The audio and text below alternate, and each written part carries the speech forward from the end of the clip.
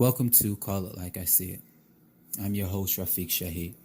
Before we start the show, we wanted to just take a moment to make dua for our brothers and sisters in Kashmir that are being persecuted.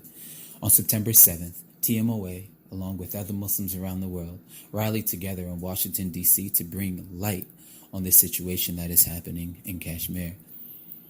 We ask that Allah protect our brothers and sisters and keep them safe in this world and in the next. Kashmiri blood, our blood, one blood. Assalamu alaikum. Question. Have you ever had stage fright? Nope. I mean that petrifying feel that you believe you will not perform when the time's right. Well, not us. Not us. Welcome, it's your boy Muhammad Jamal Abdul Haq, the king of the north, and you listening to Call It Like I See It, baby. Yo, you listen to Call It Like I See It. This is your man Soom, Holla, Soom, Goon, Soom. You listening to Call It Like Jafar Sees It. That's the only thing matters. You're now listening to Call It Like I See It, or whatever. Assalamu alaikum. There's no place like this. Call It Like I See It with my uncle Piku and Uncle Wyatt. Let's get the show on the road. September stage is going down.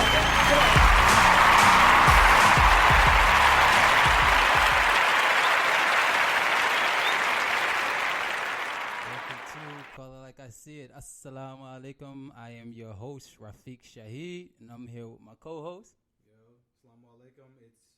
Assalamu alaikum. It is that boy Yat. I'm here. You there yet? Yeah. Got you on there? Assalamu alaikum. It's Hayat Shahid, aka that dude Yat. We are here. September stage. Let's get it popping. Talk about September stage. It's over now, so this is the recap. This is the recap. So this is the recap. We got a lot to cover today. This is the closing of September stage. We are going to be talking about Friday Night Hype.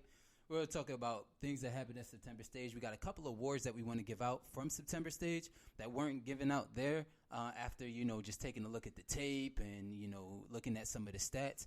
We're like, we're going to go ahead and pass these things out. So. We're going to be talking about that, but we do have some guests on the show. We have Taj coming on the show. He got some call-outs. Believe me, he has a couple call-outs that he's calling out some people and want them to know about him. We also got Mr. Sunday himself, Jamal Douglas. He'll be on to speak about his role and how he got Mr. Sunday. And, of course, we'll have Soom Holla closing out the show for us tonight. So, with no more further ado, we're gonna go ahead and get started. We're gonna first talk about Friday Night Hype, man, and pretty much how much of a success it was, alhamdulillah, and that's pretty much due to the community. I mean, everybody came out, supported, helped out. So thank you so much to the staff, Salimullah, MC for us, the whole Wadud family who really ran the whole event, and keeping time and track of all of the scores, all of the players and runners and things of that nature. So we really appreciate you with that. We appreciate the schools coming out. Oh, that was great. The schools coming out and everything. The winning team went home with $400. That was Falcon Academy. Then it was $350 for the second team, which is Catskills Academy. Okay. And then Children of Light from Virginia, they went home with $300. Okay, mashallah. Yeah, so it was really, really nice, man. Yo, talk to me. What was some of your best moments about Friday Night Hype? Just the competitiveness. The kids. First, let's talk about it. First and foremost, the kids have fun. At the end of the day, that's what it is. That's the most important part. Kids came out and have fun. That's what sports should be about. Most importantly, I know it was competitive, and we show that competitive drive in our Jamaat. But at the end of the day, the kids have fun. They all said they had fun. They came out there, they raced. Even the kids like Salimullah was saying, even the kids that didn't win, they didn't give up, they didn't quit. They finished. They finished to the end. They ran to the end, and they gave it their all. Big moments. I live in South Carolina now, so New York, don't take it. No hard feelings. I was going for SC, stand up. We had it in the bag. The most impressive moment of Friday Night Hypes was Fayaz. Fayaz's comeback was by far some Hussein Bolt type stuff. Young boy nice. All right, New York, let y'all know next year, bring your A game because Fayaz is a problem. And he only gonna get dangerous the older he gets. But that right there was just the epic moment, and that just got everybody on their feet. Yeah, I would say my favorite race, and seeing it later on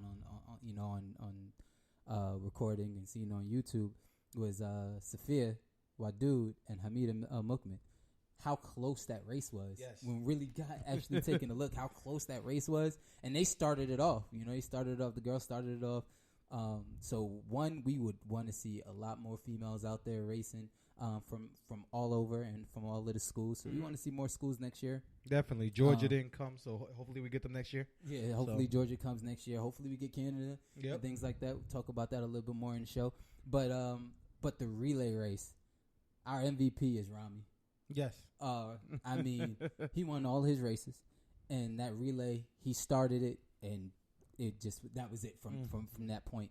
He took off. We put our best runner up against him, Fayaz, but that was a wrap. Yeah. Rami. that was definitely a wrap. Rami shows. I mean, we know about Rami. If you don't know about Rami, look him up. Rami's been winning 5Ks on like every Eid against grown men. So we knew he was going to be a problem. I wasn't surprised that Rami was out there winning races for New York. But at the end of the day, South Carolina took it home. I mean, South Carolina had like 60 kids. But at the end of the day, we was just happy for everybody that came out. Shukran for that. Shukran for the help. So we do want to announce that Friday Night Hype, inshallah, will be back next year. September stage, now a 3-day weekend. So Friday Night Hype 2020 will be back. We'll be back next year. So let's go ahead and get started on the awards that we're going to be giving out for Friday Night Hype. You got them down, or you need me to get them?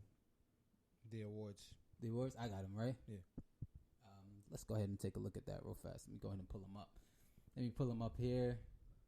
Okay, so like we promised, we got a couple of awards. We got September Stage Team 1. We got September Stage All September Stage Team 1. All September Stage Team 2. Most Improved, Rising Star, 6th Man of the Year, Coach of the Year, Defensive Team 1, Defensive Team 2, and lastly, which would be Hayat segment, of course, Most Disappointing. Wait. That's crazy. You said you was calling out people. You said you wanted to call out people. All right. That's a fact. That's a fact. I don't have that list, so if you can copy and paste it and send the whole list to me so I can just read it off my phone. Got you. But yeah, I got you. I read it off. Like, I ain't going to sugarcoat it. You know what I mean? I was in the gym. I watched majority of the games. You got a lot more games than I did. Yeah. Feek was busy handling some things. I watched majority of every single game. If I call you out, don't take it personal. Okay? Don't dudes get in their feelings. Yo, if you was talking, even if you wasn't talking, if being most disappointed just means that I expected more from you as a player, and it wasn't your best tournament. It is what it is. Like, someone has to be on this list, so don't get mad when your name's on the list. But all right, let's get it. All right, let's go ahead and get it started. And what I'm going to do is, as I'm going down the list, I'm going to go ahead and post on the wall. And I'm gonna leave the teams. Okay. I'll leave the teams and how it shows up here. So first and foremost, this is not in any order, even though you may think that it is, but it's not in any order. We're just going down the list. So first on Team 1, September Stage Episode 3. Team 1 is Jimmy Gray, Day Fillins, Taj Hot, Red Stanley, and Kamali Bay. That's Team 1. So I don't think that anybody has. They ain't nothing to argue. And if people who are confused about how this is working, like the NBA does, at the end of the season, the NBA does All NBA Team 1, All NBA Team 2, like that. This is exactly what we're doing. This is just putting the 5 best players on one team and then the next 5 players on another team, just in types of performances. No one should have a problem with that list. If you were there, even if you weren't there, you saw the videos, you saw the highlights. The 5 best players at September Stage 2019 were Jimmy Gray, Day, Taj, Red, and Kamali, without a doubt. Team 2? Okay, so Team 2, we have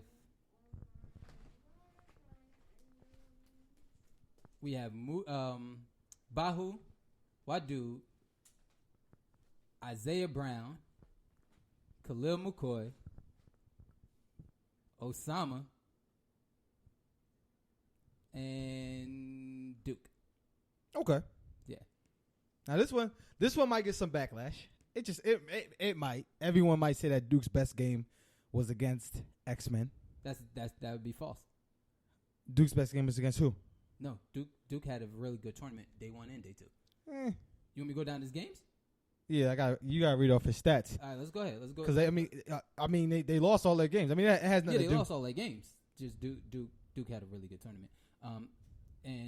And that's what I'm saying. See, a lot of times,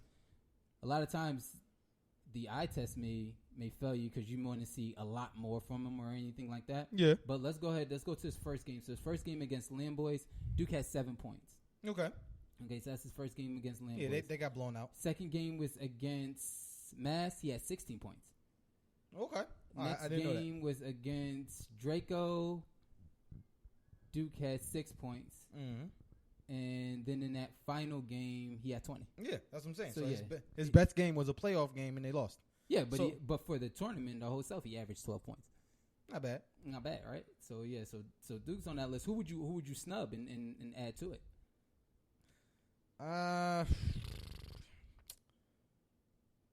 Who would I snub? It would either have to be Duke or Bahu for Corey. Yeah, I mean you can say Corey. I think Corey didn't. I mean he didn't play majority of the first day. Yeah, and he averaged 8 points. The tournament, the whole tournament, the whole tournament, he averaged 8 points. Interesting. Yeah. I mean, I don't have a problem with the list. You know what I mean, Bahu and Duke. You just sometimes get caught up in the plays, man. I mean, granted, like if you're talking about who's the best in the tournament, things of that nature, of course, Corey's up there. This is just based off of performance, of course. Okay. Yeah. All right. If you're going off of that, then yeah. You're going off performance. We're not saying like, oh, these players are better than that. Cool. That'd be a discussion for everyone to have. That is if they want to have that discussion. All right. So next we have most improved player. And I'm posting these on the wall as we go. So if you just tune in, you can kind of go to the wall and take a look to see who made the list, who made the team.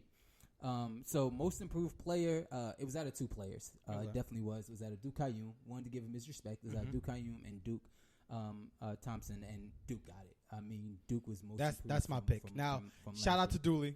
Not had a crazy tournament. Miftah hit me up last like 2 months before the tournament. And he heard about the top 10 casting list, and he was like, "How is his nephew not on there? He's one of the best players in the tournament in September stage. How is he not top 10 player? That's arguable, but he came out with hunger. I think the reason why Abdul Qayyum came out more aggressive is because 1, Tariq missed the first game, and 2, they didn't have Duke. So Abdul Qayyum took the role that he didn't have, that he never played before, point guard. So he had the ball in his hands. He was facilitating a little bit more because Duke wasn't there. He went to LTMN.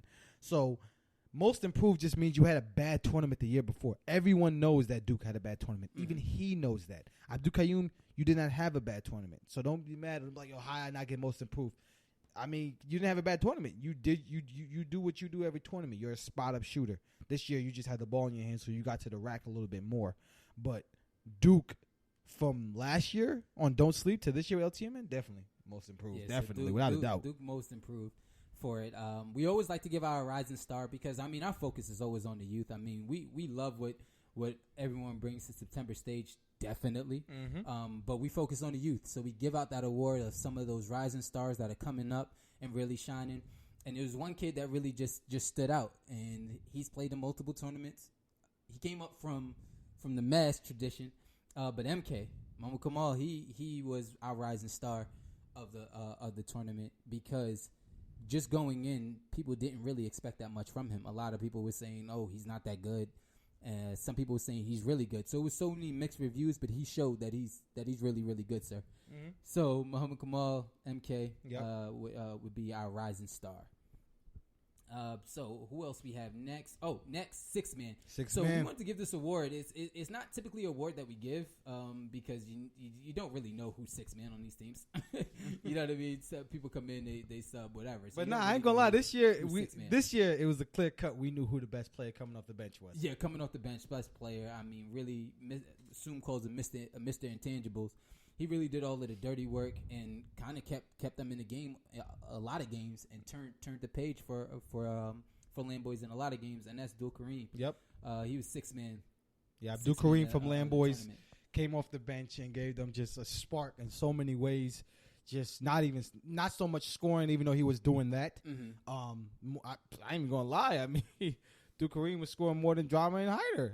I'm keeping it a bean. He's scoring more than Drama and Hyder. You're calling him out. I mean, I'm just gonna say it like it is. He's scoring more than Drama and Hyder, but he was doing so much. Getting assists, offensive rebounds, and defensive rebounds. Yeah. He was doing a lot. So clear cut, without a doubt, there's nobody comes close to him right now for sixth man of the tournament. By chance, came off the bench and gave Lamboys a spark in so many different ways.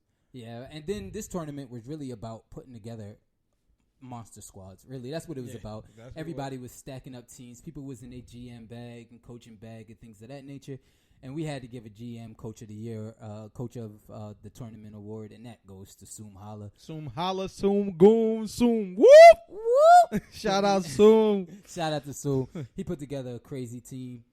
My pick, Mass We the North. Oh wow! I just got to say that, Mass We the North. True. He put together a team, and Taj will be on a little bit later to really kind of solidify that and talk a little bit more about that whole thing, that whole debacle of people saying that he couldn't play with Mass. But Soom goes ahead and gets that Coach of the Year. Once again, if you're just tuning in, I'm posting these on the wall so you can read them and keep track of who landed in on what place in the awards. So anyway, next we have All Defensive Team 1. So this was a little bit, I got mixed reviews from this, and I was looking at some of the stats and just looking at some of the film, but we did have a lot of players play well on the defensive end. And I'm glad to see that September stage is actually becoming a little bit more defensive, and people's taking that challenge to defend the best player. More so than just, I'm just going to come, I'm just going to kill. People took the role of being on the defensive end, and we wanted to reward them for that because their names aren't always out there as top performers and things like that. Yeah. But number one on the defensive team, and this is not in any order as well, but number one on the defensive team is Jamal Douglas. Then our defensive award winner of the year, back-to-back, Softar Kareem. Yes, sir. Close right there next to him, Ali Kaba. And Red Stanley is on there as well. And then Moody Bay. And Moody Bay really got on this list. I'll kind of let, when I speak to Soom, I'll let Soom kind of explain a little bit more of why he was on it. But Moody really stepped up to the challenge a lot of times on the defensive end. So, yeah, he's on there for a defensive player, on the defensive player team. So I just went ahead and posted the team 1. Team 2... And I'll get this here. I'm trying to copy it. These Androids, man. Get you an iPhone. Okay. So for team 2, we had Corey, who actually made it from Lamboys. From Mass. Yep. We have Corey, Chubby Brooks. We have Manawa Ali. I just looked at his stats and stuff. Manawa Ali was swatting a lot of shots. Mm-hmm. He was getting big rebounds on the offensive and defensive end. And then about his game winner. But that's more so defense. He had to defend. He had to defend the bucket. Asif Wadud. Asif Wadud's he owed Kyrie a rematch, and Kyrie was really unheard of in that game. Asif really showed out in that game. And then also, lastly on the list is Taib Hakeem. So he's on the list for all defensive team 2. And I'm going to post that to the wall now. So lastly, I know this is all that you've been waiting for, our disappointing list. But before we get there, we're going to go to commercial. Are we going to go to commercial break? We're going to go to commercial. I didn't even know he's doing a commercial break. Got to build the suspense. You just toss that in there. Got to build the suspense. You can't just throw out these are the five worst performances. We got to build up the suspense. Well, send this link out to everybody that you know, because this list is about to fly. This list is definitely about to fly. Okay, so we're going to go ahead and take a commercial break, and when we come back, it's only going to take about 30 seconds. And when we get back, you'll be listening to more Call Like I See It.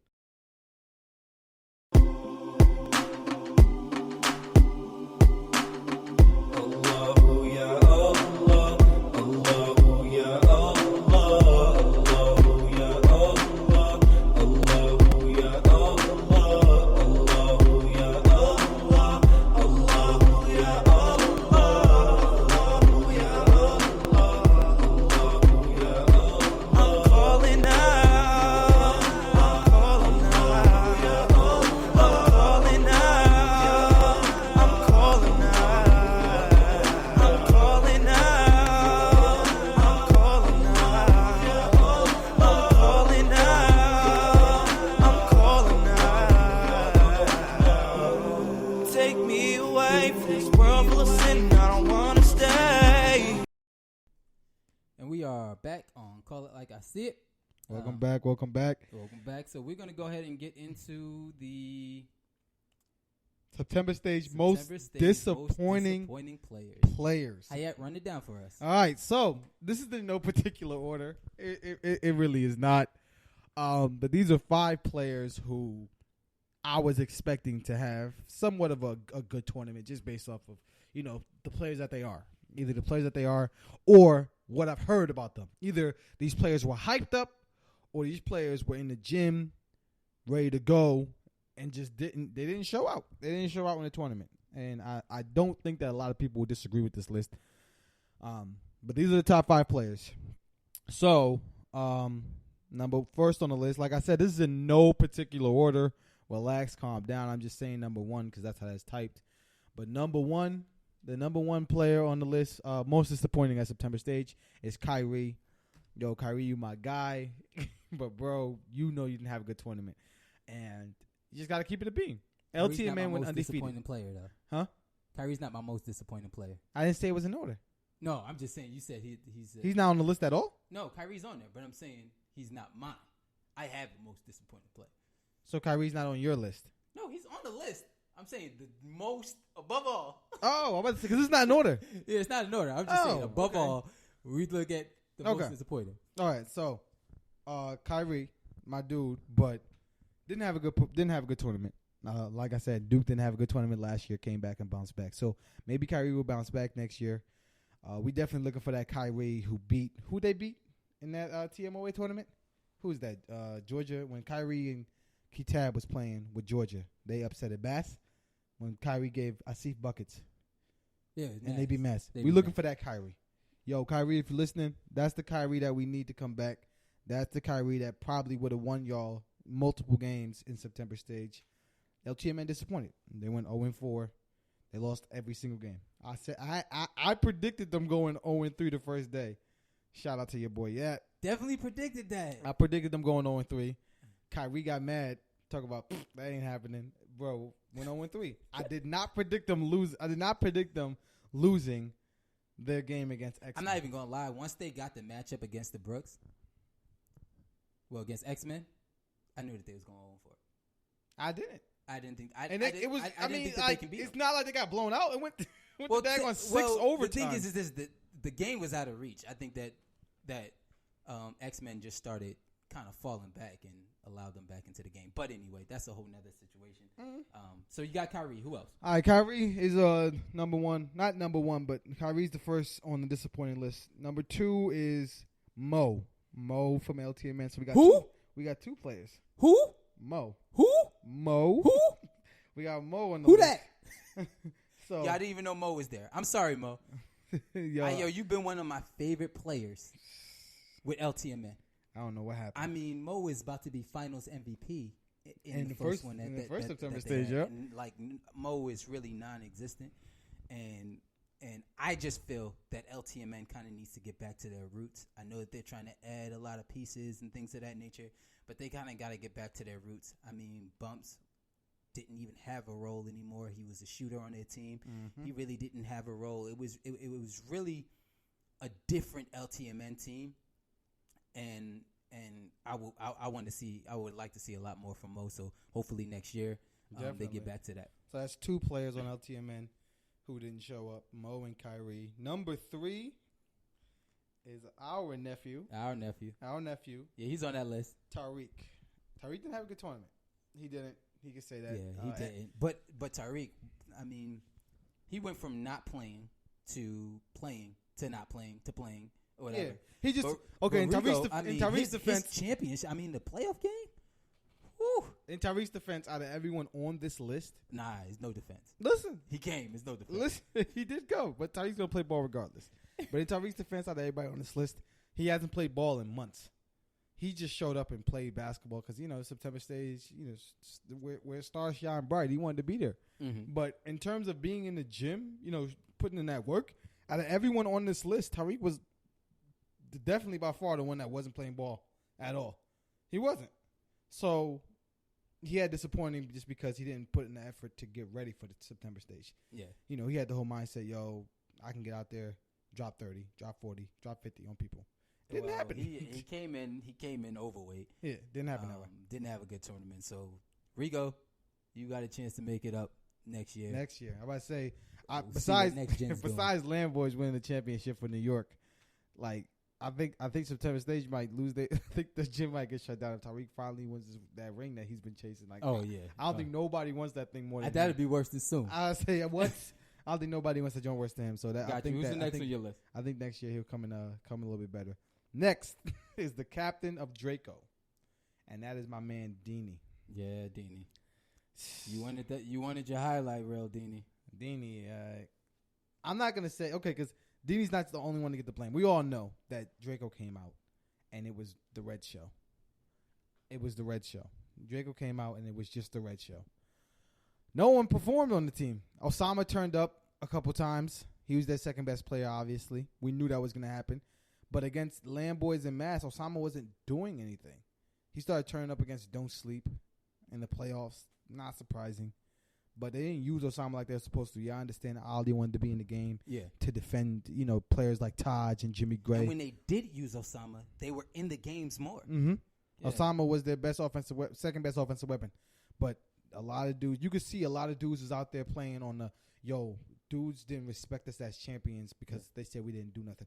Dean could have been on this list too. I'm going to be 100%. Dean could have been on this list too. He didn't have a good tournament yet again. What saved Dean is the next person on this list. Yes, it is. That's a fact. That is a fact. We can only put 5. And call him by his new name. Nah. Call him by his new name, or I will.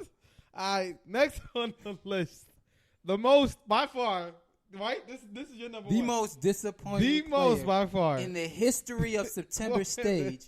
In the history of any basketball tournament that this Jamaat has ever had. The most disappointing player is by far T. Sludge. Brittany Grinder. AKA Brittany Grinder. T. Sludge was so disappointing. So, the problem is 6'8". 6'8", and you not averaging a double-double? Play what? You play D2 ball? D1? Nah. D2? Nah. D3? D nothing. He played D something. He ain't played D, I tell you that much. He got actual highlights. Yo. 6'4". No, my bad. Oh, my bad. 6'8". He's actually what? Same height as Kendrick, or he was taller? Listen, to come and try to replace Kendrick with that performance is insane. Like you shouldn't even like be allowed in the gym. You should have been cut after the first day. But I'm sorry, man. Like I can't see 6'8" and not dominate. Not at all. Missing bunny layups, shooting threes like he's Curry. He didn't know his role. Kendrick knew his role. That was right there. I heard it. I said that Red was the best player on Draco. But a lot of people said that Kendrick was. They said that, Draco's not going to be effective without Kendrick. Kendrick was their best player. Not only would he play defense, he was crazy athletic, and he scored the ball. He was a matchup problem. Nobody can guard him. That was the problem. Red, offensively, Red's a beast, and defensively he's good.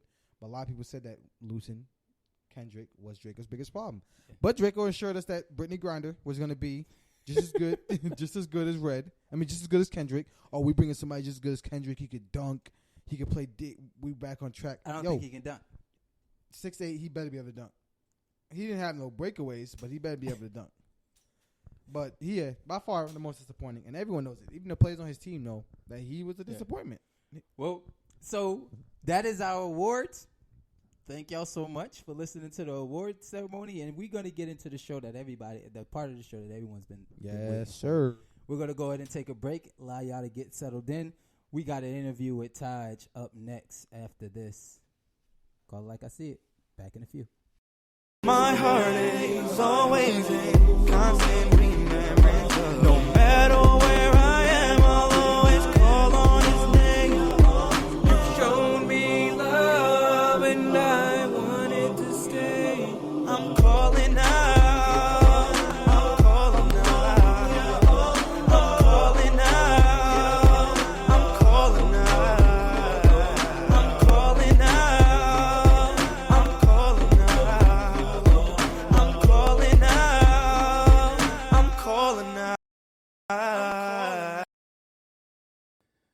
All right, and we back on Call It Like I See It. I'm your host, Rafiq Shaheed, and we here with the champ, Finals MVP, Taj Abdul Haq. Make some noise, man. What's going on?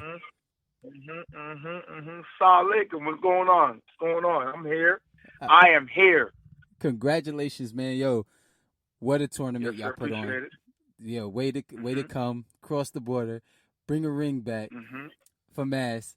Yo, man, that like your performance from day one, you set the tone. But we'll get into that. First and foremost, what we want to kind of talk to you a little bit about before we even get into the tournament. Everybody knows you're the Finals MVP. Well, let's ask you about that. So, being Finals MVP, what did that mean to you? When all of the talk at the end of the tournament, you get Finals MVP. What did that mean? Finals MVP to me, man, it's a testament to all the hard work that I put in since last September stage. All the prep that I've made to actually be able to come over the border and be part of a team that was put together to get the ring. Getting MVP it's cool, but I understand that it's my team that helped me get that. It's not just me, especially in that particular game, right? So I'm just thankful. I'm grateful. I'm happy. And that's crazy coming from you because you kind of have a stigma or they put the label on you as a selfish player. What do you say about players that call you a selfish player or people that call you a selfish player? Well, I actually want to get into that. Got it. I mean, that dude, I was listening to a couple podcasts, and it's like, I actually have a question for him. Like, have you ever played basketball? Like, have you ever even played basketball? And if you have, which I'm pretty sure you haven't, what level do you stop at? Because to say something I heard him say, I'm just like, clearly go clue what this game is. Clearly. Well, I can say this. He did play with your boy Soom. Soom was his coach. He played at JCC when he was younger. So he played there. They won. I think they won the championship with Soom. But yeah, he played with Soom. Soom kind of coached him and everything. But he'll be joining us late on the show, and he'll answer that. Believe me. Good. Because he needs to. He actually needs to. Got it. Yeah, he does. Tyreek lost his mind when he said Taj is doo-doo. I was like, dude, hold on. I was like, dude, you're like 5'2". You've never played any kind of basketball anywhere. I'm not going to say that you suck because I respect the game too much to actually say that you suck because you do have a little bit of skill set, but you're not on my level. Like, stay in your lane and keep my name out your mouth. Simple as that. Yeah, we calling him out today. Yeah. Keep my name out your mouth. Okay, the most you can say to me is Assalamu alaikum. That's it. That's it. That's all you're going to get. Yeah. All right. Let's get to the rankings. You guys have me ranked at number 9. To be honest, when I came to the tournament, because now that it's passed, that was September stage 2. Yes, as you know, and as we had a talk, and I said I don't want anybody knowing this. Yeah. Right, and you said I won't say. I was completely under the weather. I had the flu. I was on all kind of meds. But I wanted to be there, and I still came across and paid all that money and flew over there because, first and foremost, the tournament is more to me than just basketball. I get a chance to see all my Jamaati boys from all around the Jamaat, and to me, that's important. And to me, that gives me a boost for when I go back to Canada in everything that I'm doing from that. I pull from the strength of all of my brothers. So I want to go there regardless. Basketball was just a vessel to push me to get there. But once I was there, it's also, if not more than basketball, it's about that. But I was actually way under the weather, way sick, just so everybody knows that now. Yeah, and I can tell you this much. The gym didn't make it no better because it was really hot. So that'd make you a little bit more dehydrated. But we appreciate you coming, especially feeling under the weather. I didn't want to tell no one all season long, so I'm glad you did. Hey, man, I appreciate you because at the end of the day, no one really cares if I was sick or not. They were still going to try to put their foot on my neck, and I wouldn't want anything less. So I wasn't going to say it because it doesn't really matter. I'm on the court. It's fair play. But I want to talk about the gym being hot, and especially you named me Mr. Banana Peel, man. Yeah. I took notes, y'all. Okay, I'm a professional. Mr. Banana Peel. You feel me? Yeah. So talking about that, I mean, that's funny and cool, it's cute, whatever. But at the end of the day, that gym was pretty much unsafe. And if you watch it, I actually almost got hurt on that play. Yeah. I really could have got hurt. I mean, if I was average and I didn't stretch and didn't train and I wasn't, you know what I'm saying, I would have got hurt. Yeah, and that was a big emphasis this year in making sure that y'all had the right gym. And the one thing about it, man, is that when we left out of that gym, they were so amazed at how we took care of it and everything that we're probably locked in for next year. And that's probably where it's gonna be. But yeah, they were like, yeah, y'all one of the best crews that we had, especially for men recreational basketball at a higher level. Like most times, you know, the gym is just trashed after it. So I appreciate everybody for that, and that was a big thing on me to make sure that the gym was safe. And we'll talk about that a little bit more in the show as we go. But go ahead, man. It's you. It's on you. I mean, so I just want to get this out, and I want us to be clear. First and foremost, when they said, you know, how is Mass and Taj and Jamal and whatever gonna work? Little does everybody know, me, Bahu, Soom, Kamali, Moody, Nazair, Sifi a little bit less, but still, we've always been in contact. We're actually friends. Yeah. Kamali doesn't came to Canada. We've actually chilled out, and you know what I'm saying? Moody and Bahu, I'm on their Snap. They're on mine. We talk. You know what I'm saying? So we're actually close. And like you said, and I'll piggyback off of that, I respect their game, and I see their work. So now it's a completely different mindset going in. You feel me? Yeah. If they take a shot, I'm not going to say nothing because I know he's worked on that numerous times over and over. You feel what I'm saying? Yep. Thinks I'm going to get ready for a tournament 2 weeks prior. I'm like, dude, that's not how it works. The work that you do today is going to be what's going to get you through the next September stage, not in July. Not in July. So that's why. It's that people disrespect the game. They don't understand what it takes to actually be good. They don't understand how much I've given to the game of basketball. So to them, they're like, crazy. Nah, dude, I earned the right to miss. I put up 500 threes a day for 6 months straight. If I miss 10 in a row, I earned that right. Because I didn't just walk in thinking I can make this. No, I've made that shot. I like that. I earned the right to miss. We're gonna lock that in. I earned the right to miss. Yeah. There is levels to this. Hayat, who said I'm gonna shoot 25 shots in a row. First off, that just sounds weird. You should actually use, a more realistic number. But you're trying to boost because you're on the radio. Nevertheless, understand that there's levels to this. I earned that right. And all of my peers that I was playing with, I know that they know this earned that right. They know the work. So I don't have to worry about, listen, have you guys ever saw me and anybody on my team have any kind of fight, any kind of blow up, any kind of anything this tournament? Ever? Anything? Now, we didn't get 2 texts, though. Yeah, those were that wasn't to your those team, were though. Questionable. Yeah. But that wasn't team. Okay, and then also, I wanna talk about that. Reffing wasn't bad, but if a ref wants to act like he wants to control the game, this is how I feel. Yo, I paid over $1,500 to get here. We're paying you to ref this tournament, September stage. Mm-hmm. Shut your mouth and do your job. We're paying you. Make the right call. Be open. Talk. Communicate. Let us know what you're calling, how you're calling. Don't tell my teammate, I'm going to call what I want. Then I'm going to curse you out because you're not going to call what you want. You're going to call the correct call. So I hold refs to that same standard. I said, yo, how high have you refed? How high? Because that's the wrong call. And that's all it is. I'm not letting nobody slide. Not the refs, not me, not my teammate, nobody. There's levels to this. Levels. Just so you know. All right. Cool. Uh-huh. All right, so yeah. Now you got that off. You talked about, you know what I mean, how you did last year. talked a little bit about how you did this year. But let me ask you this. So we talked about the rankings, and we had you as 9 based off of your performance, of course. And one thing that I said when I ranked you as 9, I said, based off of your talent, you have to be on that ranking. No matter what, you have to be on that ranking. And we talked about how, with you going with Mass, I knew that wasn't going to be an issue. I knew that wasn't going to be. As you know, you piggybacked off of what I said.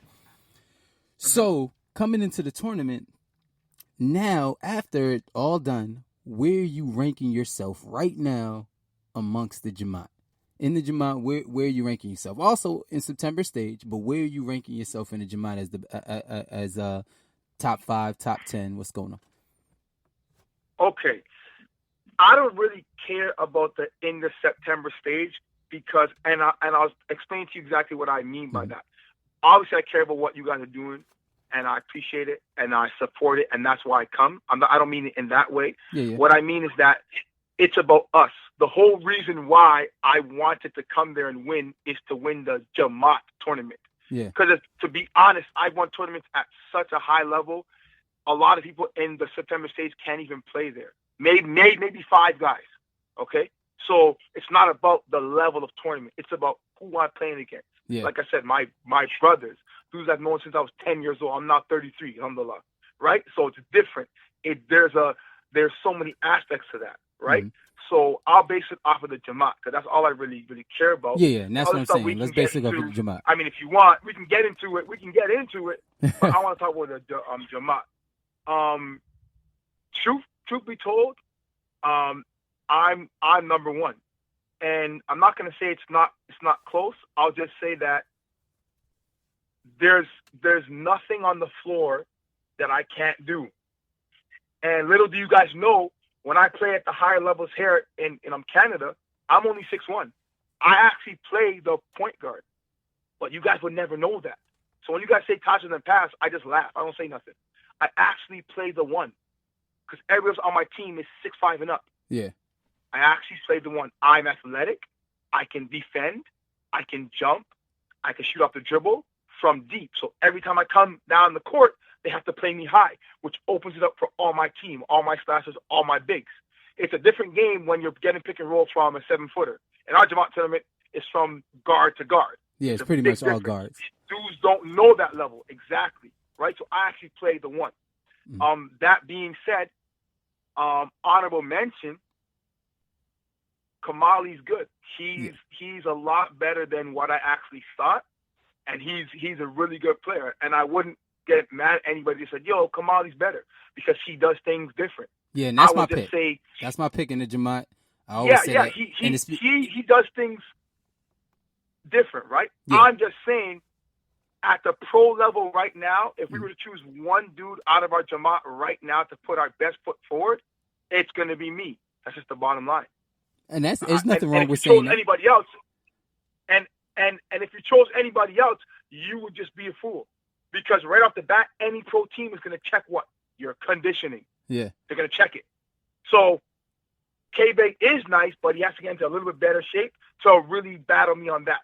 But he's my dude, and he's very, very skilled and talented. And I actually like his game, and we complement each other. So it's not me disrespecting him or down to him, but I feel like I could just do more. Like, I feel like I could just do more. I'm just more athletic. I could finish. I could shoot it. I could dribble. I'm going to pass. I'm going to rebound. I'm going to defend at a high level. At a high level. I mean at a pro level, not against the Jamaat dudes. I'm talking about at the high level that we can play at. So, I mean, that's just the truth. Now, simple as that. And I can say this: there's nothing wrong with you, of course, picking yourself. And at a time, everyone had you picked up there. At a time, it was Taj was the best in the Jamaat. I remember that. Couple tournaments have come, and everybody always judges us by the tournaments that we play. Like you said, we're not going to see what you do in Canada. So it's always going to be based off of tune-up, September stage, whatever tournaments that we have here. So everyone was like, Taj was the best. I'm, of course, going to say Kamali because I've seen him more in all of the tournaments, and he's always consistent. He's always been. Never had a bad tournament. Never can say that he had a down tournament at all, right? The reason why I give Kamali that edge over a lot of people in the Jamaat is because of his mental. He has a real mental game that what he brings to the table He's kind of like you in a way. He demands a lot from his teammates, and people don't realize it. And I think it's because when he demands it from his teammates, it's his family members. So people don't really look at it like that, you know. But he demands a lot from his teammates. And then at the end of the day, he makes the smart play every time. Like, I can't really remember a time in the tournament. I need to go ahead and look at some of the video where he's made where he had a turnover.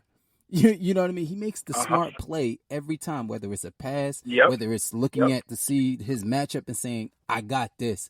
You know what I mean? Whether it's demanding his teammates to shoot, whatever it is, he knows the right play to make, and his basketball IQ is really high. And that's why I give him a whole nother level over people in Jemiah. So, and I was saying that the whole time in the tournament, and people were like, no, it's not Kamali. I'm like, yeah, it is.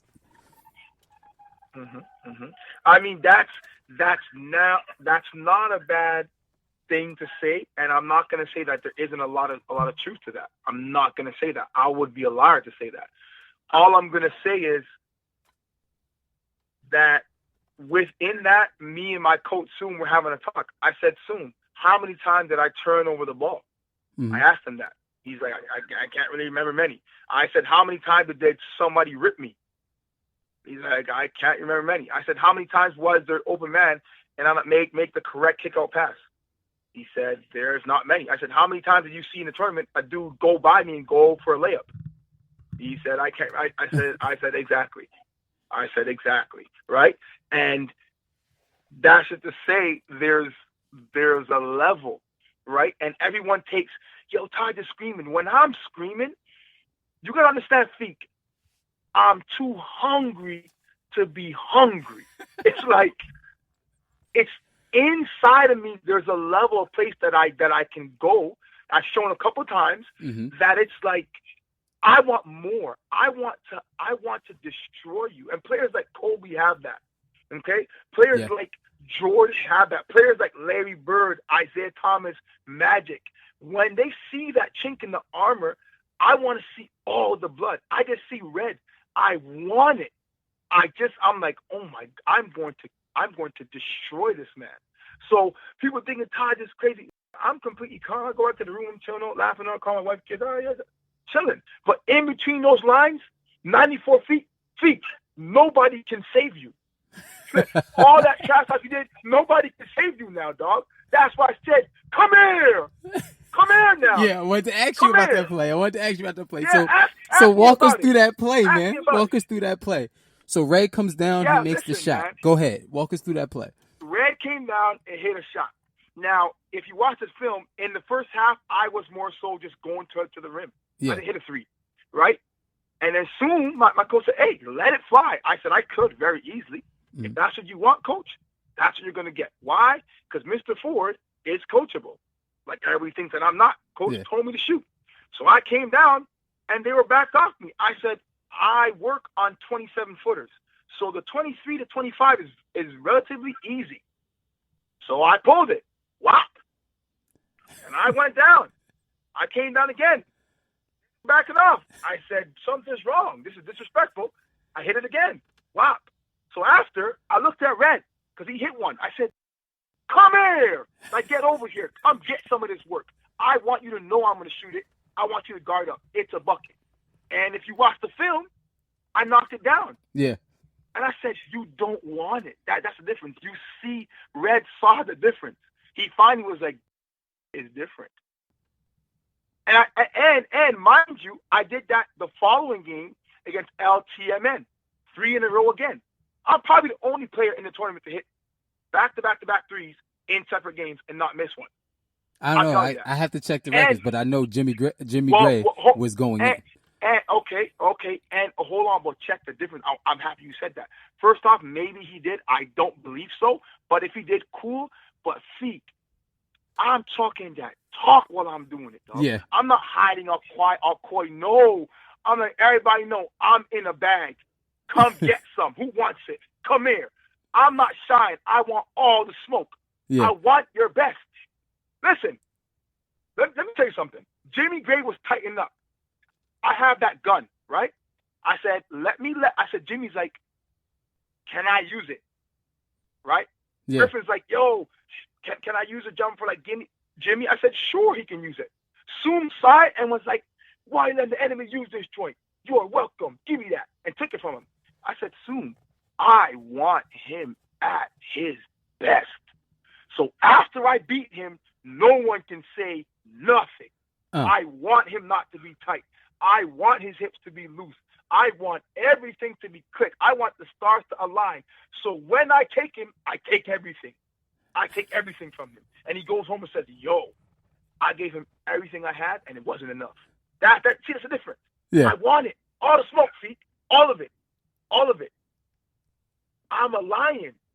Simple as that. Word up. Word I'm up. a So, lion. man, thank you for that. We got one more question for you, man. We're going to let you go. One more question. What's it looking like for Canada for September stage 2020? All right, look. To be honest, there's a double-edged sword there. Yeah. Because I know a lot of people want to play that team that just won again. A lot of people, I'm pretty sure, want to play that team. And like I said, I want the smoke. I want them to believe that they can actually win. So when I take it from them, it's just beautiful. Yeah. But that's what I want. I want to rip your heart out. That's what I want. I want you to really believe in your heart deep down in the core, like how Griffin and Safar and Drama and Biggie and Atta and Ayu were talking. I was like, yes, give me more fuel. Fuel me. Your hate fuels my flame. They don't understand that. You feel what I'm saying, Fee? Yeah. So I would run it back if my team wanted to run it back. Yeah. However, after I won and I got home, the hype was gone because the chips still didn't come back to Canada. And for me, I feel like I'm the LeBron James of the Jamaat. I went to the finals 5 times. I got MVPs, all this stuff, but I never had a ring. So I took my time to South Beach, and I won a ring, and I won the finals MVP. But Cleveland still didn't get it. You know what I'm saying? Yep. Canada still doesn't have it. So for me, I really want to bring my team, all Canadians, Hassanville. That means more to me than you guys will ever know.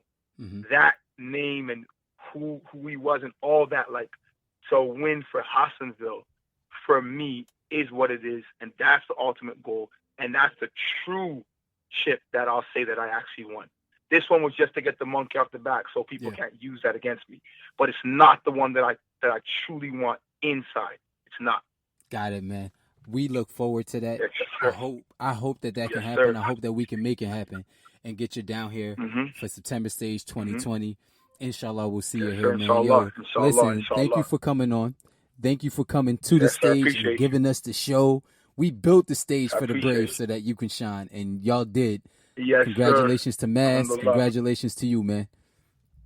I All right, appreciate it. we're gonna take a quick break, and when we come back, you're gonna be hearing a little bit more Hayata answer what Taj had to say and what Taj had to ask him. We're gonna take a quick break, and we'll be back with more Call It Like I See It.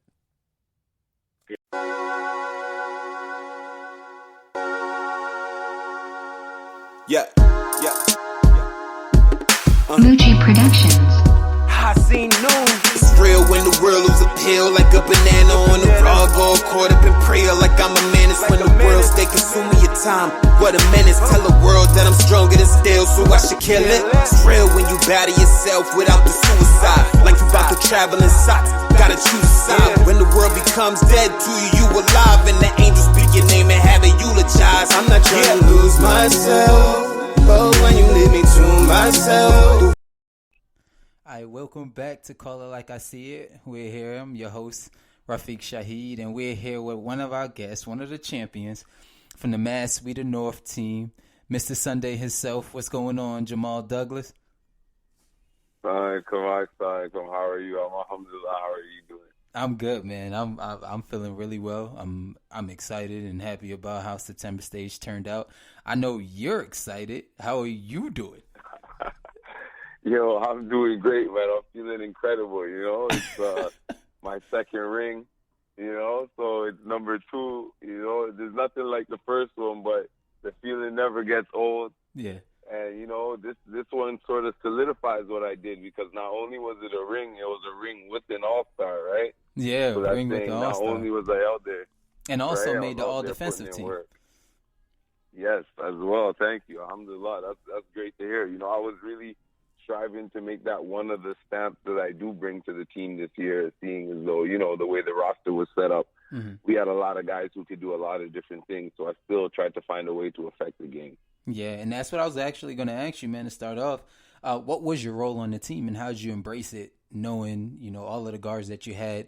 What did coach say was your role, and how'd you say, I'm going to take that, I'm going to own it and make it special?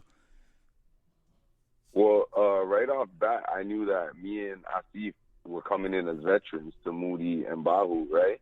So at times I knew that I was going to be called upon to set the ship, or, right the ship at certain times, and, knock down big shots if need be, or come through in clutch moments, which, I was able to do so, alhamdulillah. But, most of it was to play a veteran and sort of be that sixth man. But one of our players didn't end up coming. So because he didn't end up coming out to the tournament, I end up having to start two of the games on the first day. And then, actually I think I started all the games on the first day. Yeah, you did. And then, on the second day, I believe Corey started the two games going into the championship. So, it kind of switched up what I was coming there to do and what I end up having to do. But, either way, alhamdulillah, I was prepared. Got it, man. So I know you heard Taj's interview, man. I already know that you heard it.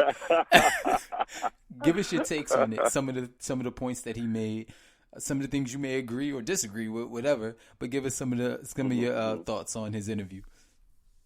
Well, number one, I think for a long time people, kind of took away from Taj's game because he never won a chip, right? Yeah. And everybody knows, winning a championship is not something that you can do on your own. It's something you need a team for.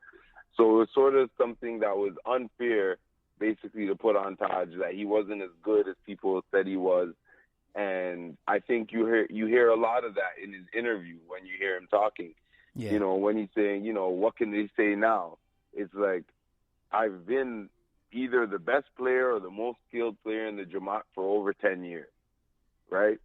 And no matter what, there was people, or I would never get my credit, whether it was Red, Jimmy Gray, Kamali coming up. Yeah. And, it's no slight to any of those players, because those are all great players. And, you can see by their performances in September stage, or whether it be September stage or tune-up tourney, right? Jimmy's never been to tune-up nor Red, but Kamali's always been a monster, right? So, no matter what, somebody somehow found a way. I remember back in the early 2000s, it was Softar, Steve, and Azim, right? Yeah, and you look at who his contemporaries are and the guys that he played against. Azim wasn't the Azim we know. Azim looked more like Mr. Saturday this tournament. We'll definitely get into that. And, we will have to get into that. Asif, not to say he didn't look good, but he wasn't affecting the game the way Taj is still able to, and that's a testament to Taj's skill, Taj's dedication to the game, Taj's dedication to his craft, right? So, yeah. You hear a lot of that, and I believe a lot of what he's saying is true. Me personally, I may not say it like that, right? Yeah. But to each his. That's the difference. I think a lot of the times, and once you put in that work, things that he said, that was one of the deepest statements I ever heard. He said, I put in enough work to deserve to miss. Yep. To be able to miss. I was just about to say, it's shot. the most thing I agree with him. And it's real like that. Mm-hmm. He did put in the work to show up and have a bad tournament, or to show up and not shoot, 70%. The bar is set so high once you come out to these tournaments and really perform at a high level, and we expect that of people. But we forget, he's 33. You look around the NBA and you tell me how many 33-year-olds are still getting contracts and are still final MVPs, and you know what I mean? So it is an age group where people start, their talents and their skill level starts going down. And Taj, it seems as though he hasn't missed a step. I don't know if you've seen it, but he hit Red with the Scorpion Khmer, and somehow Red ended up switching. I don't know, man. He definitely I switched. just was watching the video. He definitely switched when he heard "Come here." So, I mean, the monster's still there. That lion's still on his back. The And one think thing he's I gonna be agree, even better. or I don't agree with a lot of people saying about Taj is that it's really no win for him. He's the bad guy in the Jamaat. He is when it comes to these basketball tournaments, I should say. But the one thing I don't agree with is that when he shoots too much, and when he passes, he's passive. Oh, he didn't really have a good game. He's passing the ball. I mean, but he set the tone the first 2 games, and then I had a conversation with him. He said, "Yo, I need more out of Moody. I need more out of Bahu. I'm gonna let them eat." So I already knew what the situation was. He can afford to do so, and I think that people always want him to just kill. But he was able to be passive and get other people involved. And then he took over when he seen the matchup was right. And he doesn't get enough credit for that. He demands a lot from his teammates. Yeah. And people look at that as he's uncoachable. He's not able to play with. But he showed this tournament that all of that is false. And he's able to play with the right players. Yep. And you know what I mean? He's able to make the right plays. So I give him his respect. I put him on the casting list because even though he didn't have a good tournament, September Stage 2, I already knew what the situation was, and I was expecting him to come and show out. Yeah, definitely. And it's I'll say this as well. Like a lot of the times, one thing that people take for granted about basketball is chemistry, right? Mm-hmm. So all that time that HQ got to play together, all that time that those teams from VA or those teams from Mass got to play together were major things. Whereas a lot of the times the Canadian team was split in half with guys we had never played with before in our lives, or we come with a team where we think we're going to get 8 guys across the border and we only get 5 guys across the border. And next thing you know, you're picking up somebody out of the stands, or you're playing with 6 people for a 3-day tournament. Like we've gone through a lot of adversity to get to this point, and that's why I think this championship it meant so much more because, like, me and Taj actually have been through everything you can think of in Jamaat tournaments. We've been knocked out early. Mm-hmm. We started out on the bench as the backup to Canadians. We took over on the team where now we're leading it. We took different type of teams to the championship. You know what I mean? We went with we even our contemporaries. Where's the Muzamos and the Najis and these guys? Not to say they don't play anymore, but the guys that we played with are now starting to, they're getting ready to retire. Yep. Everyone we're playing with, and we're still able to come out and have all-stars. It says a lot to the dedication to the game and, how hard it was for us to get to this point. So this championship really does mean a lot to us. Yeah, man. I was real happy for y'all to get the championship. I did pick y'all. So what I said, I was surprised. Not necessarily, but excited. I seen Taj just look at the crowd and just put his head down like, I finally made it. I finally did it. But like you said, this shows how much y'all put in the work to make it happen. And I thank y'all for coming to September Stage every year, coming across and coming down all the way down here. So I really thank y'all for that, man. The question that I have, and that a lot of people may not know, it's been a battle going back and forth between who Mr. Sunday is. We had this on the show when we explained that, Azim was given the name Mr. Sunday, but you like, no, that's not true. Go ahead and give us and the listeners pretty much the true story around Mr. Sunday, how you got the name, and just how you took it this tournament. Go ahead. Okay, so basically the way the name Mr. Sunday came up is that, in a way, I got to shout out HQ in it because they made me realize that Saturdays really don't mean much, right? If you expand all your energy or give all your energy on a Saturday and you're burnt out on Sunday, it really doesn't mean much. So I think it was the last tune-up tourney that we attended. I had Kyrie and I had Ali, Matt, my brother-in-law, both of them came out to that tournament. Now, Ali, the tournament before, was killing people. I mean, he was straight up, little Gilbert Arenas. Everybody and anybody in his way he was giving buckets to. I'm not even going to lie. And then Kyrie looked like the future of the Jamaat as far as point guards go. Yeah, he so definitely my whole did. vibe was, listen, right, we got young point guards, let them go. What I'm going to do is I'm going to save all my energy, and I'm going to come alive on Sunday. And it just so happened that I was able to save a lot of energy, And then on Sunday, I had a hell of a Sunday. And after one bucket, I think we were playing Mass, and it was an elimination game. We knocked them out. And, I went into the crowd, and that New York crowd is different. So when you're a Warrior, you give them that love. I mean, they let you know when you're doing good. They let you know when you're doing bad. But, I went into the crowd, and I screamed, Mr. Sunday. Said, Mr. Sunday's here. So we end up losing the chip. Azim said, you can't call yourself Mr. Sunday, this and that, da-da-da-da-da. You guys lost the chip. Yeah. And, obviously he's won a lot of championships, so on and so forth. Well, I told him, I said, first thing, you got to step your creativity up. If you would have came up with the name first, then maybe you could be Mr. Sunday. But I came up with the name due to the circumstances that were put in front of me and the way I played that tournament. So then this tournament, what we said was, listen, the name's on the line. There was a big debate. They told me, that they were told already that he was Mr. Sunday. Hayat went on already on Call It Like I See It. Yeah. So, we're going to have to give the name. So in the semifinal game, one of the people at the score table said, where's Mr. Sunday? Like, where you at now? The game's tight. Your team's only up 2. I told him put the bat signal in there. Mr. Sunday will come out. And then next thing you know, I come down, I make an assist, I get a bucket. Alhamdulillah, Allah's kind. I was able to perform at a high level for that game, and I actually had a really good game and towards the end of that game, and I turned it up right when my team needed it. Hit a couple shots, and going into the championship game, next thing you know, I'm knocking down shots. It went from Big Bucket Jamal to Mr. Sunday. So you know what it is. From here on out, there will be only one Mr. Sunday. When they put my jersey in the rafters, when my name gets called to the Hall of Fame, not only will they say the King of the North, but they'll say Mr. Sunday with it. They definitely will. They definitely will, man. Yo, you Mr. Sunday. We always going to call you that from this point on. You got Mr. Sunday. Taj got rid of Mr. Banana Pill. It's going down.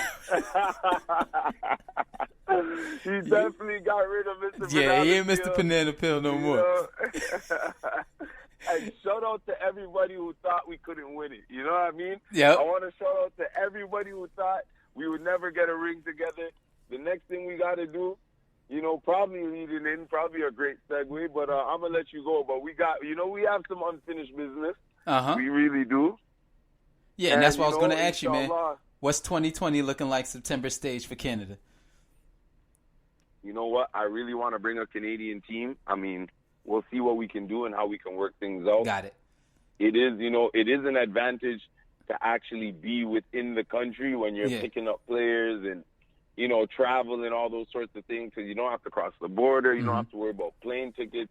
You know what I mean? It's easier also to fill your non-Muslim spots when you're telling a dude you only have to drive 2 hours rather than pay for a $500 plane ticket, right? So I really want to work that out and figure out a way to get our guys out there and actually have a team out there. Me and Taj were talking about it as soon as we got into the airport in Charlotte.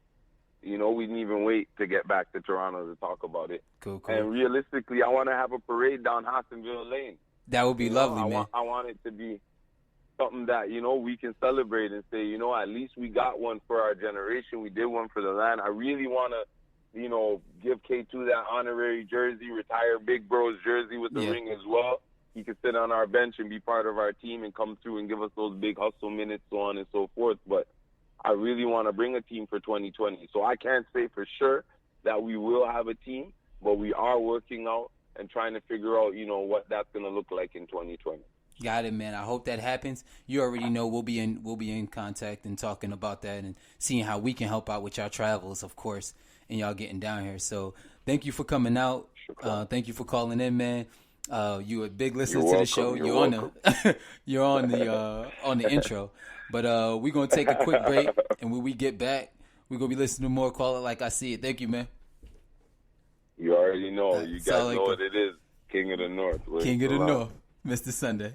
All right, man. Sunday. We'll be right back with more Call It Like I See It.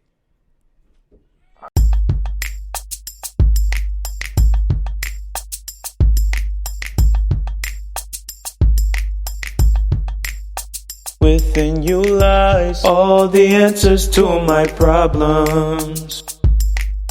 My determination comes from you. Faith is a shoulder that I lean on. when everything else is falling through. I call on you for my protection against all envy, against all spite. I've made. Welcome back to Call It Like I See It. I am your host, Rafiq Shaheed, and we are on the closing episode of Call It Like I See It, closing out September stage, and we're here with the champion, coach of the team, Mr. Soom Holla. What's going on, man? Yeah. Soom Holla, Soom goes through. Woo! Yeah. What's going on, man? Yo, congratulations. Way to put on a tournament. Way to GM skills, winning Coach of the Year, GM of the Year. You put together a really good squad, man. Talk to us about that. Talk to us about how the process went. Well, how the process went, you see how Jafar, decided to him and Softball decided to lead the team and do their own thing, and respectively, I was a little upset about that. Mm-hmm. You know what I mean? So, I was like, listen, you think I'm not coming back to the chip? You know what I'm saying? You think I'm the fat that need to be slim? You know what I'm saying?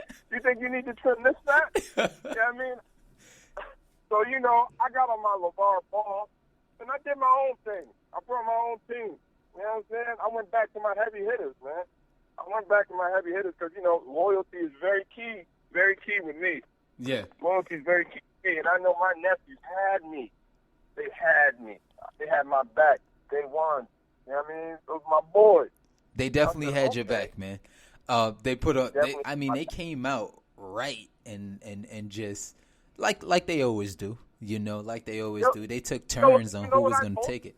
I said, Kamali, look, I know this tournament. You know what I mean? I know you played at a high level. This means a lot to me. I want this. Go get it for me. Go get it for me. All right, so I got you. You know what I'm saying? Moody. Oh my God. Oh man, the mental warfare that I was on with Moody, boy. I know that boy. That's, you know what I mean? I trained him the most. He's like, yeah, we're talking about, they bringing Jimmy Gray this and third. He said, I want to guard him. I'm like, nah, I ain't gonna put you on him. I need you to have it on both ends. So I'm gonna let Jamal got him. Jamal been training. He wants him. He's a dog. He's gonna do a good job. He said, yeah, but I haven't been punched in the mouth in a long time. I want to test my limits. I want him. I said, we'll see, man. I'm gonna let Jamal have it. We'll see. You know what I mean? He's like, I want him, though. I said, listen, we'll see. Just relax, chill. What my boy do when he get in the game? You know what I mean? He wasn't even supposed to guard him. He went right to him. He said, everybody else adjust. I'm on him. And what I scream out on the sideline, he wants to. Oh, my God. Yo, that's second tone, boy. Oh, man, what a job. What a job did he do on Jimmy? Wow. Yeah, I have to say, man, y'all played the best defense on Jimmy Gray that second day. I mean, he was unstoppable the whole tournament. Even the first day, when he played y'all, he was unstoppable. Hey, before that, we were locking him up. Before I put Moody on him, before Moody put himself on him, let me stop that. Let me not act like he put himself on him. Yeah. And, me knowing my players, I said, I got to let that happen. I got to let him have him. The only reason I wanted Jamal on him, because Jamal been in my ear the whole time. I want him. Tell Jimmy I'm coming for him. You know what I'm saying? He's telling the team I'm coming for him. You know what I'm saying? So I'm like, I got to go with that energy. When you got a dog like that, you got to let him bite. Definitely got to let him bite. Yeah. But, I have a team full of dogs. Everybody wanted parts. You know what I'm saying? But, that was the hard thing to adjust. And let me ask you, man, people, from the first day to the second day, it was completely different. People said that Mass was a different team. I mean, you had that little scare, which I don't call a scare, but everyone's all hyped when Go Hard or Go Home. Isaiah was going off, and I give him his respect. Definitely getting on second team all September stage, second team, because he went off in the tournament. He was really all that Go Hard or Go Home had. But that was really like the only challenge that y'all had in the second day. And when it's time to turn up, Moody and Bahu turned up. But talk about the difference between the first day when y'all played, and the second day, what adjustments you had to make. Oh, sure. First day, I mean, everybody was just still getting to know each other. Corey, which was a key part of our second day, and he wasn't able to come to the first game, so I let Jamal start. Mm-hmm. Yeah, I mean, I'm not going to. When he came to the second game, when he came to the last game of the night, I wasn't going to stop that chemistry going into playing against LB. Yeah, I mean HQ/LB. You know what I mean? So what I did was I started Jamal. You know what I mean? Jamal been calling Jimmy Gray out, and he wanted him, and he was doing an excellent job on him. But that game was to incorporate Corey into our game because I haven't coached Corey. I mean, I haven't coached Corey. I only seen him play against him. You know what I mean? Yeah. I only played against him. No, I haven't played with him. You know what I mean? I've played with Jamal before on my trips up to Canada. I know what he's capable of defensively and offensively. You know what I'm saying? I don't know Corey. I know he's a pro. You know what I mean? But I need to know what am I dealing with. You know what I'm saying? So, but the mental warfare again. Hyder's coming up to me. Yeah. You better pull out all the stops today. You better pull out all the stops today if you think you're going to beat us today. Azim's like, it's about to go down. Y'all about to lose. Y'all better bring it all to us. You know what I mean? I told Hyder, I'm not bringing nothing to you. You're going to see nothing. I don't care about this game. You know what I mean? I'll be doing more watching. You know what I'm saying? I'll be doing more watching. Only kids get excited on the first day. Yeah. You know what I'm saying? We'll talk about that, too. Yeah, there's no way I'm going to go out there and give them all of our defensive schemes, all my intellect, what Soom's going to do here, what Soom's going to do there, what the team's going to do, get rattled and fizzled. And they barely beat us. They barely beat us. You know what I mean? I didn't do much. There was not much adjustment. You know what I mean? I was doing more watching. You know what I mean? Nadir was doing more watching. My coaching staff, Asif, was doing more watching. You know what I mean? And before we played them, we all talked about it. And my teammates, you know what I mean? They were watching. They were playing, but they was watching people's tendencies. They was watching what's going on. Everybody replayed the game in their head. And I thank Azim. For sending those voice notes. After they won. Oh, man. Oh, yeah. The voice notes, man. I think Hayat got them out there. If you didn't hear him and you don't follow Hayat, you probably need to hit him up. I mean, these voice notes are epic. We actually, we may release them, but I know Hayat did. But I know Azim was talking so much. I have never heard him talk like that. Like he never does. He's never excited after the first day. But to hear him say the things that he said, I mean, address that. Go ahead. Yeah, how spicy was he talking? And I let my boys hear it all. You know what I mean? And I know them. They smooth cats. They're like, whatever. I mean, why is he sweating them so hard? You know what I mean? That's what they were saying. But, it rubbed them the wrong way, boy. It rubbed them the wrong way. I'm telling you. Everybody wanted parts. Everybody wanted parts. I got dogs in my team. You know what I mean? If you're going to go to war, you got to go to war with nothing but dogs, man. Get it done. You know what I mean? They boys, I seen their faces. They didn't sweat it too much because they smooth like that. Yeah. But, man, they were burning just like I was burning. You know what I mean? And I told Azim in the voice, hey, you wanted, you know what I mean? There were some adjustments that I didn't make that I need to make. Mm-hmm. You know what I mean? But you got nothing from this game. You got nothing on how to guard us, nothing intellectually that's going to help you win tomorrow. We got everything we needed. You know what I mean? We got everything we needed. You know what I mean? And that was the thing. There was never, ever any adjustments. And I ain't speak to too many people from Land Boys. I mean, I spoke with Hyder, spoke with Poppy a little bit.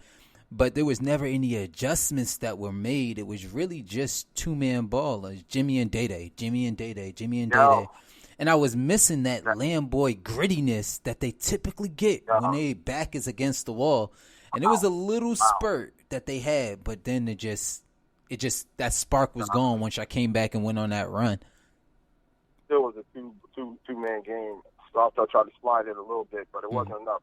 When I seen Jafar, I seen Jafar coaching and not playing. That gave me more confidence.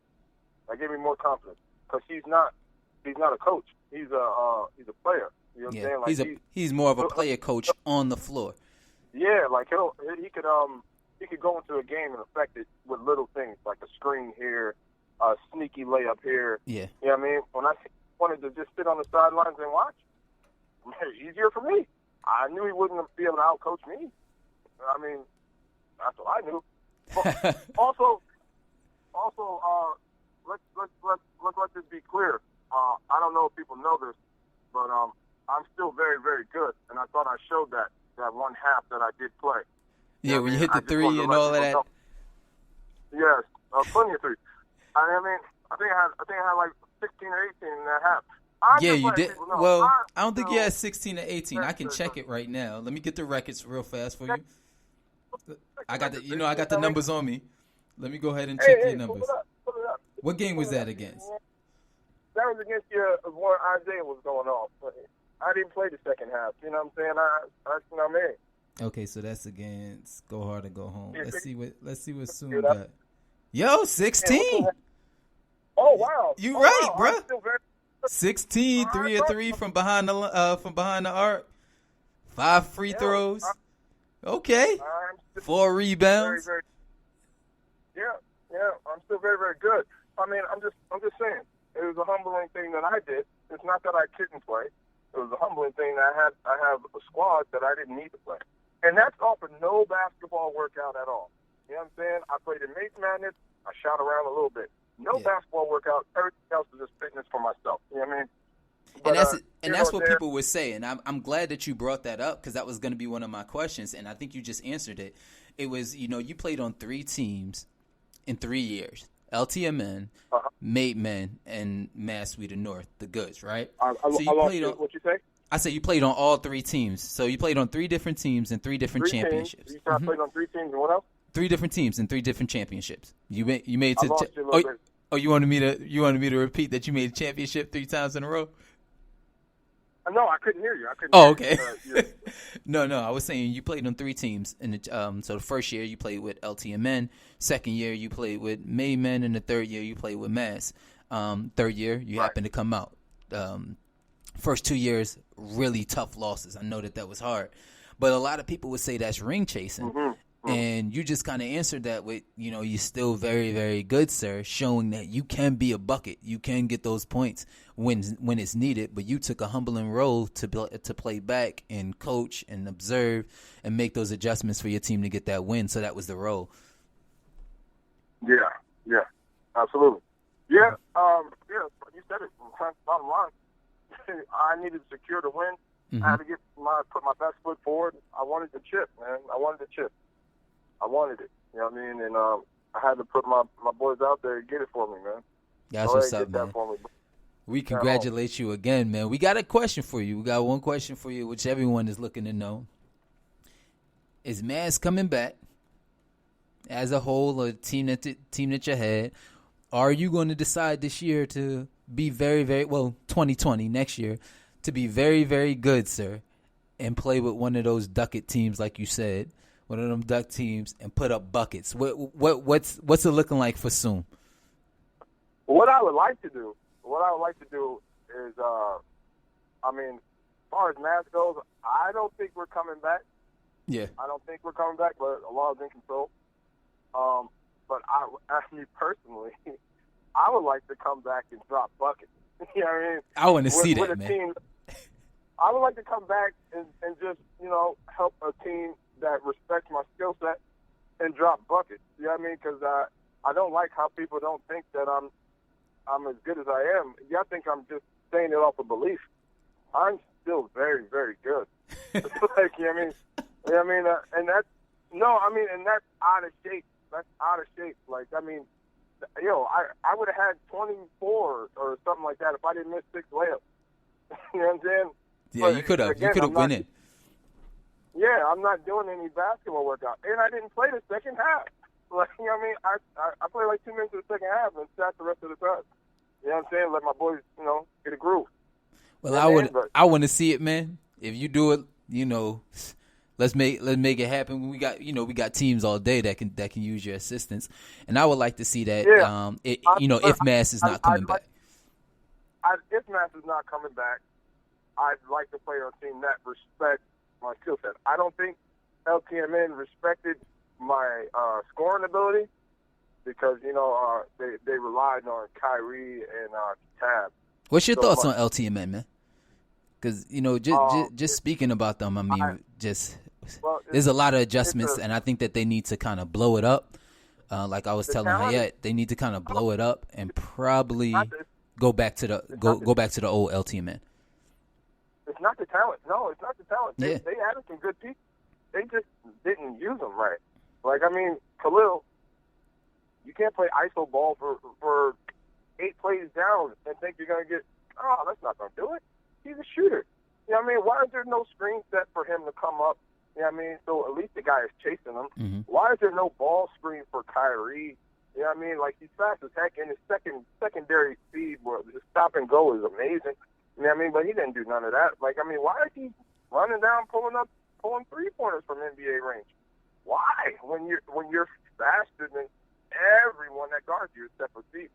And you see what Steve did. He didn't forget. He did not forget about him. Because Asif owed him one. He definitely owed him one. Yeah. I mean, in that tune-up tournament, Kyrie went in on him. I mean, that's really where he made a name for himself and coming out. And everybody's been waiting for that again. And he showed it the first September stage, but he hasn't since. And we like to see that. We like to see it back, and hopefully they do. I wish LTMN the best, man, because they're one of my favorite teams to watch because of their grittiness, and they've always been. Bad about that stuff. What's bad about that matchup? Kyrie didn't apply. He didn't really try to do anything on Asif. You know what I'm saying? So that took away from, like, he's not even game. I mean, that's what Asif came back. He's not even game. He was cool with sitting down. Yeah. You know what I mean? I was not gonna sit Asif that game.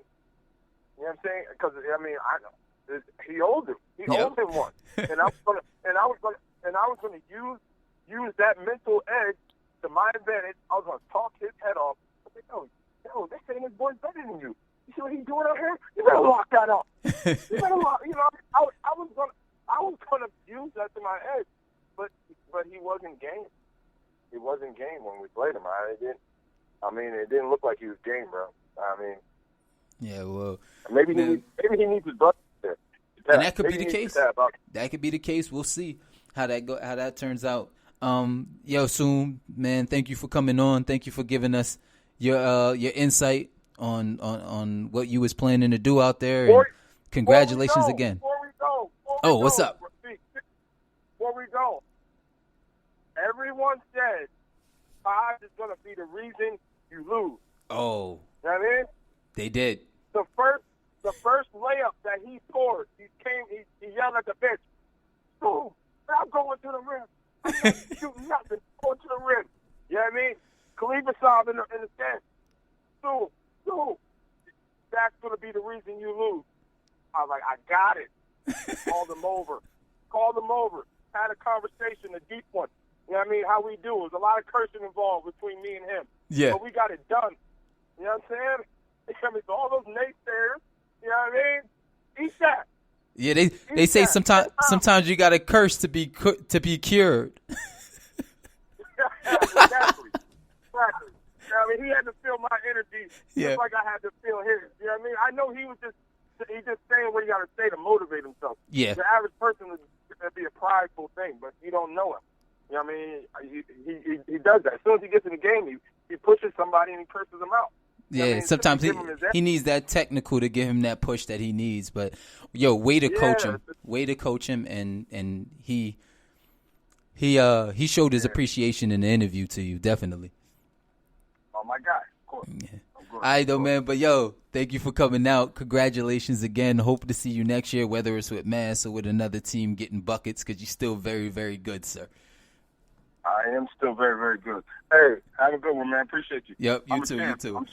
Thank you. I'm looking like somebody right now. Yeah, you're looking like someone's champ right now. You already know. All right, man.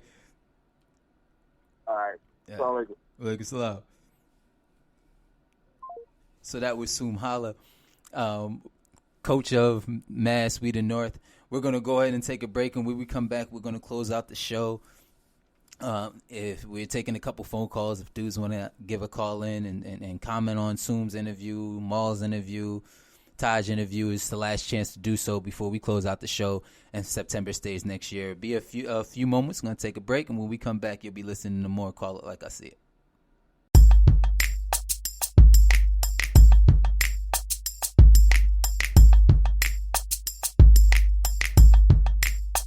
Within you lies all the answers to my problems.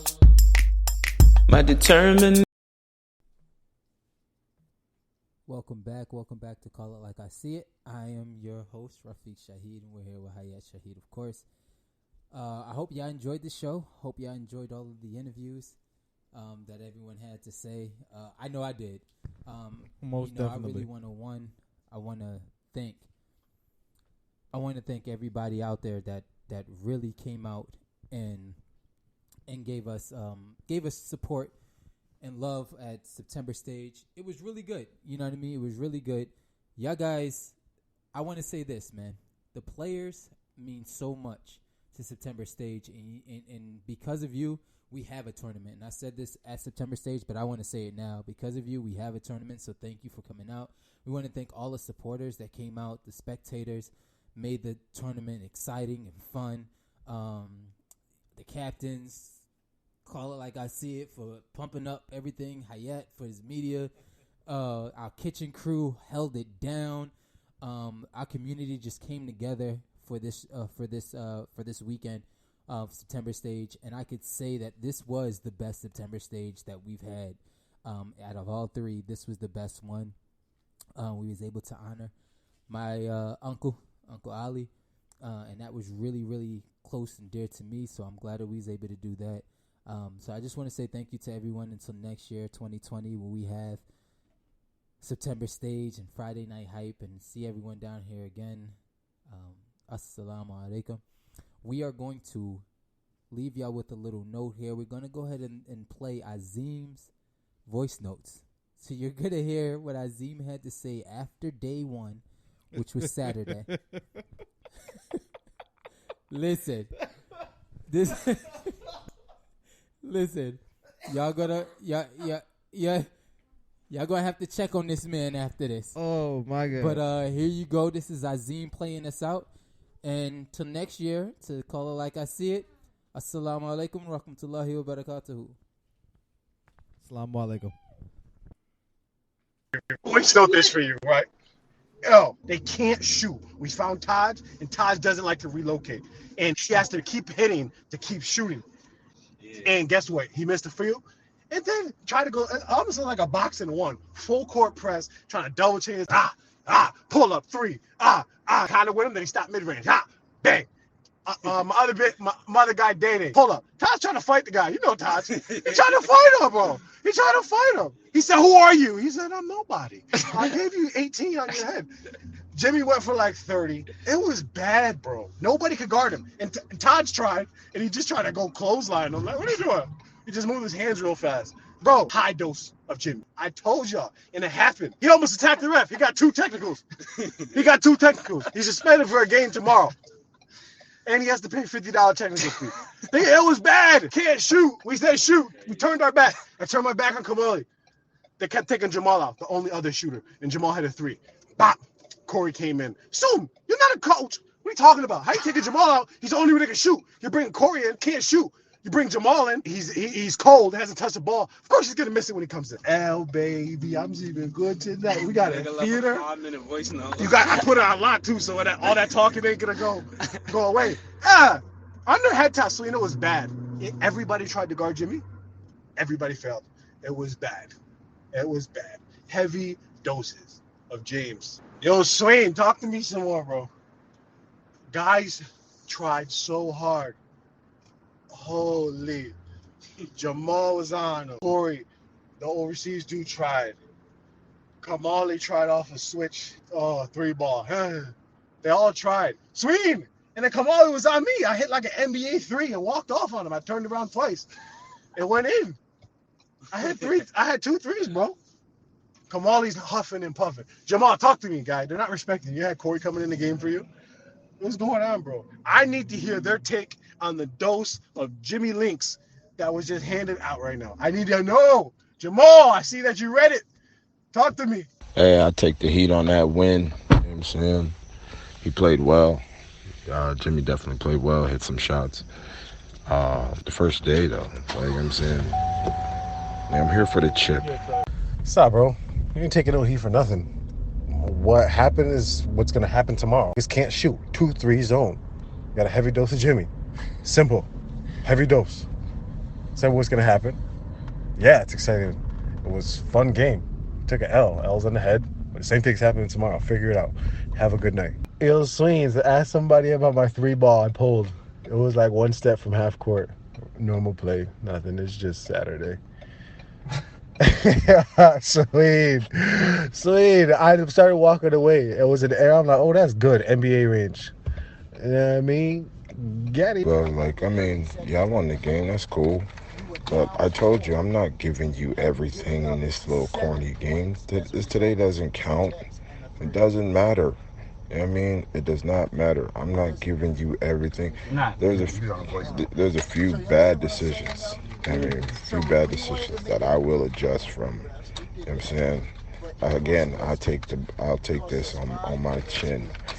But I definitely didn't give you nothing. You got nothing from this game. You know what they was doing? All that you can't shoot stuff. You got nothing from this game. You know what I mean? That game was to see if Corey meshes with us. You know what I'm saying? Like his first game there, we just wanted to see how he integrated into the offense. You know what I mean? I got to see him play with the guys and see where I'm going to use him tomorrow. Oh, not because relax yourself. Enjoy the night.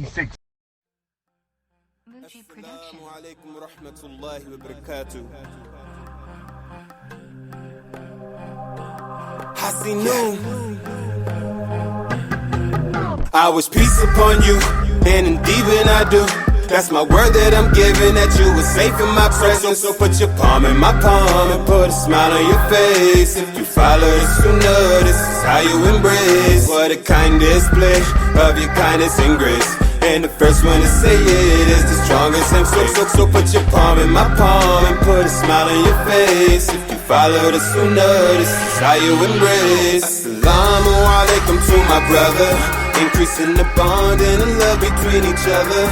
I say assalamu alaikum to my friends and my people. If I come in peace, then this is how I greet you. I say